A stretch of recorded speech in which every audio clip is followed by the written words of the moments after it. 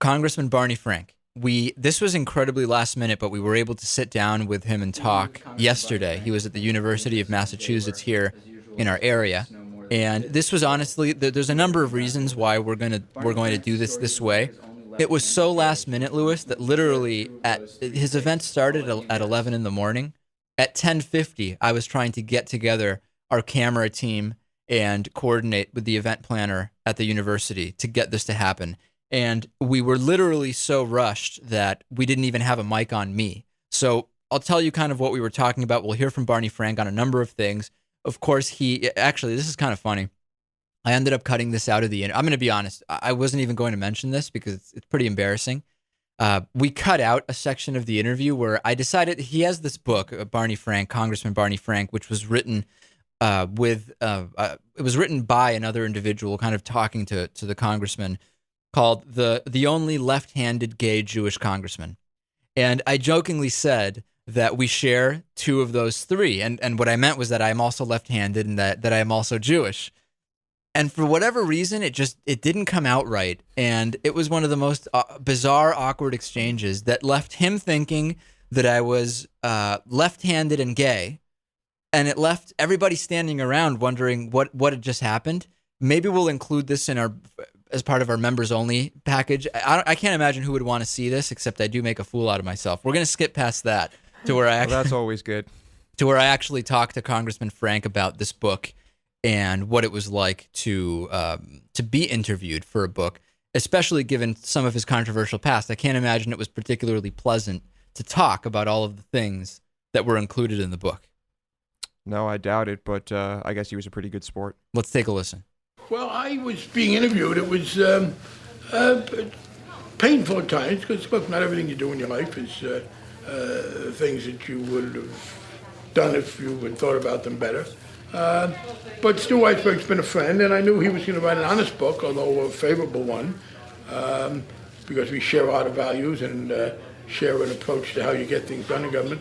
So on the whole, it was good to do. We also talked about Don't Ask, Don't Tell. The big revelation recently was we need a whole year to figure out how to repeal this thing. And I wanted to know, is it really necessary? What needs to be figured out that can't be figured out in a couple weeks, a couple of months, 6 months, but really a year? No, and I want to move ahead and do it. Look, but let's not deny the president the credit he's getting. It was an important thing that he said yes, and he brought the military along. And sort of exposed John McCain's hypocrisy when McCain said he'd do what the military said and then flipped on it when the military said what he didn't want them to say. And I have to say that I thought Admiral Mullen's statement, the chairman of the Joint Chiefs, was one of the most powerful anti-bigotry declarations, just straightforward. I've served with homosexuals since 1968. It was a very forceful one. No, and in fact, I said so in a statement. We ought to go ahead and repeal it now. I hope we will.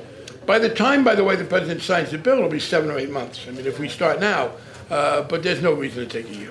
Okay, and then we went on and we actually talked in a little bit more depth about Don't Ask, Don't Tell. There's evidence out there that this isn't a big deal, right? A better example. The argument that we get is, well, it's bad for unit cohesion. Right. I asked Cheney and Powell about this in 1990, when Cheney was Secretary of Defense, Powell was Chairman of the Joint Chiefs, and neither one of them at the time said that there was any problem with those of us who were gay or with lesbians in terms of service.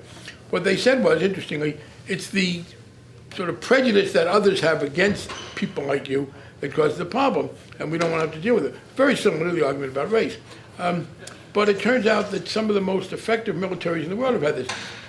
Israel, which has a really extraordinarily effective military, has had no barrier on openly gay and lesbian people serving for some time, and it has had zero negative effect on unit cohesion. And as my partner Jim has said, we ask young people to go into battle. We ask them to shoot people. We ask them to see their friends shot. We ask them to put up with the most extraordinarily difficult and emotionally gut-wrenching conditions human being can face. But the notion that there might be a gay man in the bunk next to them minding his own business is supposedly more than they can handle. If that was really the case, God help us, because we'd have a military that was dysfunctional. And that's a good point, I think, because aren't we not giving the members of the military enough credit? They're so well trained, as we always hear, and the best military in the world. They can't handle the possibility that there might be someone in their barracks that is gay.